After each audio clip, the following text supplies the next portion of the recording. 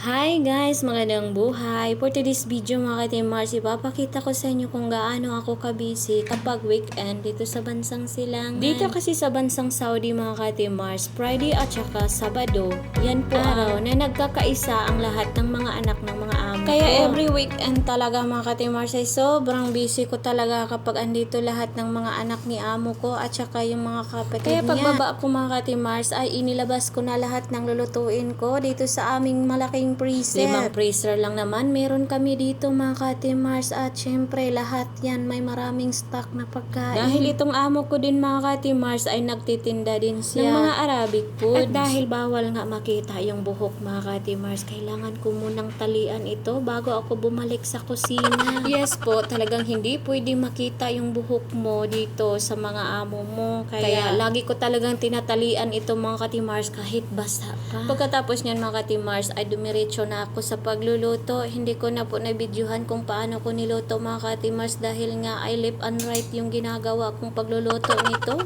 Sambusa lang naman yung niluluto ko mga ka-Team Mars, spring roll at syempre meron sweet cheese spring roll. Maya-maya mga ka-Team Mars ay magdatingan na yung mga anak ng mga amo ko. Syempre mga ka-Team Mars andito yung mga katulong din nila. Kaya magkita-kita na naman kami ng makukulit kong mga kaibigan. Ito din yung niluluto kong matamis na pagkain para sa kopi ng amo ko mga ka-Team Mars. Kasama nito ang tamar mashi. Isinabay ko na sa pagsiserve ng aking mga nilulutong sambusa. Kahit napapagod mga ka-Team Mars sa sobrang daming trabaho kapag weekend, sobrang saya naman po kasi nga magkita kaming mga kapwa Pinoy. Kapag kami ay nagkikita-kita mga ka-Team Mars, ay syempre hindi pwedeng hindi magmarites. Alam nyo na mga ka-Team Mars, Pinoy tayo. Hindi pwedeng mahuhuli sa balita. Magsiserve na nga kami ng kapatid ko mga ka-Team Mars, kaya ayan nagpapakyut muna saglit. At ito na nga yung aking mga kaibigan, dumating na nga sila mga ka-Team Mars. At dahil na busy na yung mga amo namin, kami din dito sa kusina ay na busy din sa kakamarites. Nakaka-proud yung mga kasama ko mga ka-Team Mars dahil kinwento nila ang kanilang narating sa buhay. Maraming salamat po sa inyong panonood guys. Sana po ay nagustuhan ninyo aking video. Para updated po kayo sa aking mga video guys,